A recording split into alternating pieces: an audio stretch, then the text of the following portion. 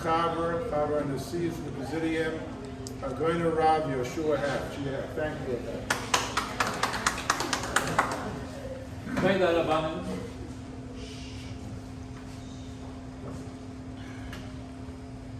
distinguished Rebbitzins and members of the family, of the Elbaz family. First, two announcements. One, it's a thank you. It's a thank you to Rabbi Mendy Mirajnik, our Executive Vice President, and his very distinguished colleague, Rabbi Moshe Shmerla, for keeping the organization going.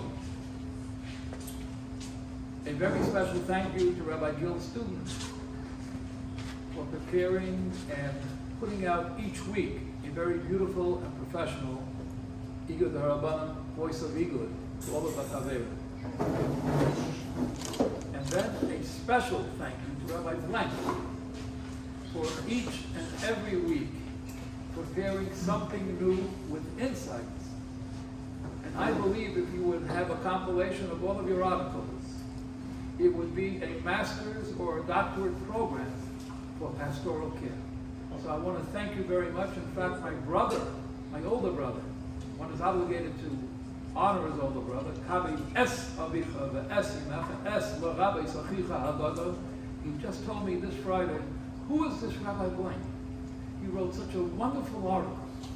So this is from my brother Eli in South Bay, Chabad of South Bay, the vice president of our organization. He really appreciates what you write.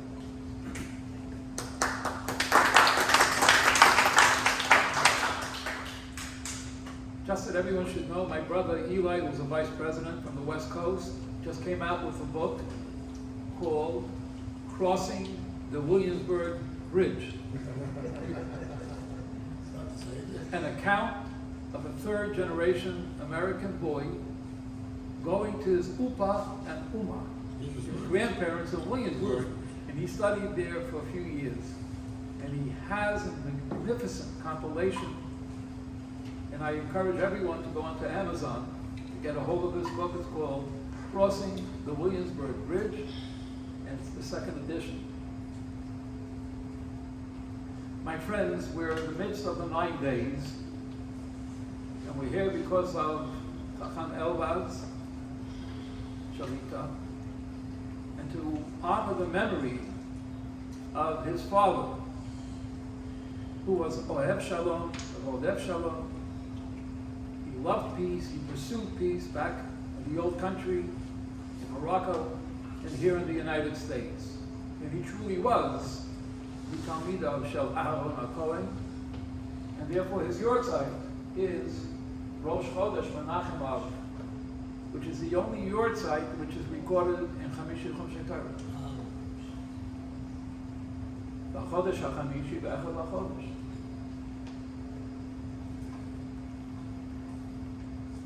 Rabbi Mirajnik alluded to Matos and Masai, and the Baal Shem Tov says that Masai has a message for us and for everyone. Every Jewish person, every individual in this world goes through a personal Mem Bet Masaot, 42 journeys. But it's interesting that Rav Shneur Zalman of Liadi in Likutei Torah says that the Masaot were Biyad Moshe v'Aaron. So we ask, why does it have to be Biyad Moshe v'Aaron? Elam Masay. So he says, everyone wants to have the Derech Hashem, to serve Hashem the way we're supposed to. How do you know that the path that you are on is 100%? When you are in the hands of Biyad Moshe v'Aaron, you don't have to worry. Because Moshe and Aaron will lead you. Every one of us has a bechina, a level of Moshe and Aaron within us. And we have Gedolei Yisrael, great Rabbanim and Rebbes and Rosh Yeshiva.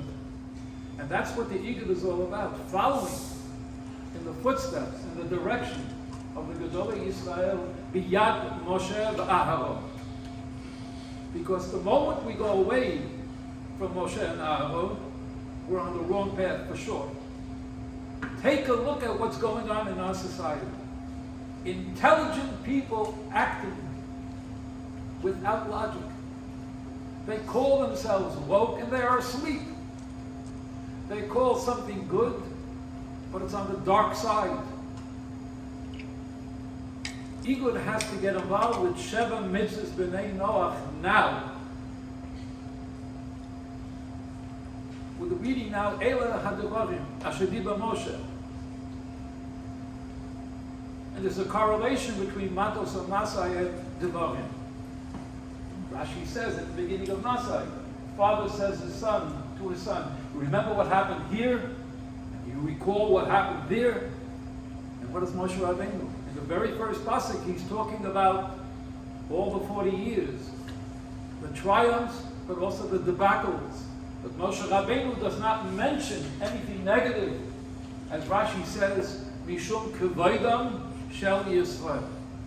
So the Igud has to come out with leadership, without judgmentalism, without knocking, without putting down, but raising the society.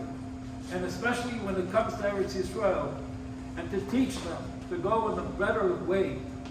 We have to do it in a way, Mishum Kavod Shel Yisrael, that we should not be lelag or lekelas. It should not diminish the kavod of Am Yisrael when we give criticism to the government of Israel.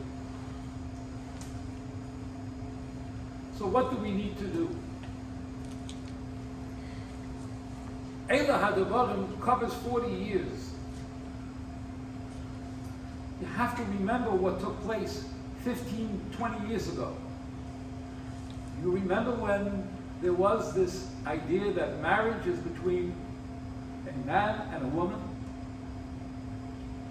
And there was DOMA, D-O-M-A, Defense of Marriage Act.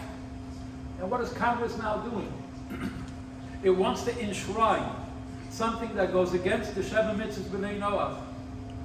How in heaven's sake did it happen that New York State, with the greatest amount of Shomrei Torah and Mitzvah, allowed that its legislators should pass laws that are against Sheva Mitzvahs B'nai Noach, that alternative marriages are to be accepted?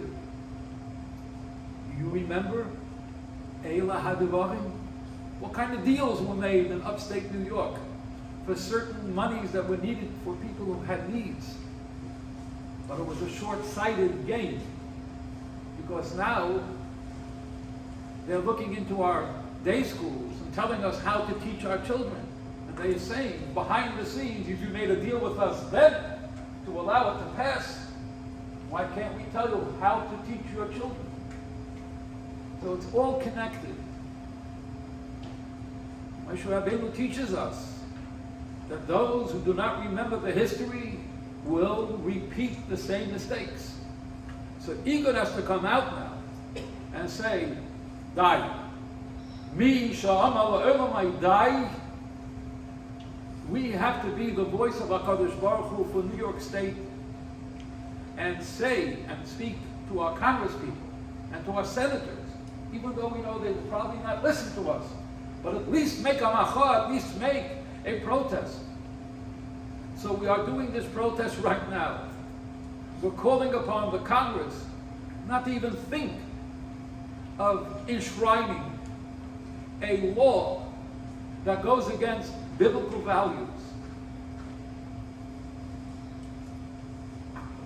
In Eretz Yisrael at this point, there's a government with leadership, but it's not the leadership that we need. The people living in Yehuda and Shomron, when they're traveling, they're being attacked.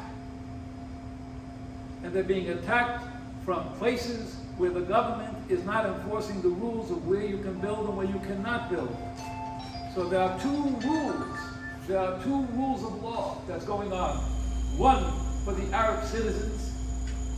They can build whatever they want, but the Jewish citizens cannot and have natural growth. So in Efrat, they're shooting into Efrat.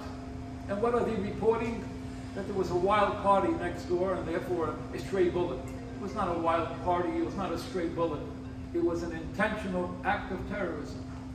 And this is ongoing, and the government is hiding it and not allowing to do what it needs to do to protect its citizens. So as members of Igud HaRabbonim, we call upon the government of Israel. Please protect our people. Please protect your people. Protect the Arab citizens, protect the Christian citizens, but also protect the Jewish citizens and allow them to prosper and to grow. Let us hope and pray that Mashiach will come very soon. My Rebbe always said that the difference between Golah, which means exile, and Geula, which is redemption, is the Aleph. You put the Alufei Shalaylam into Golah, you have Geula. May it be very soon. Amen. Amen.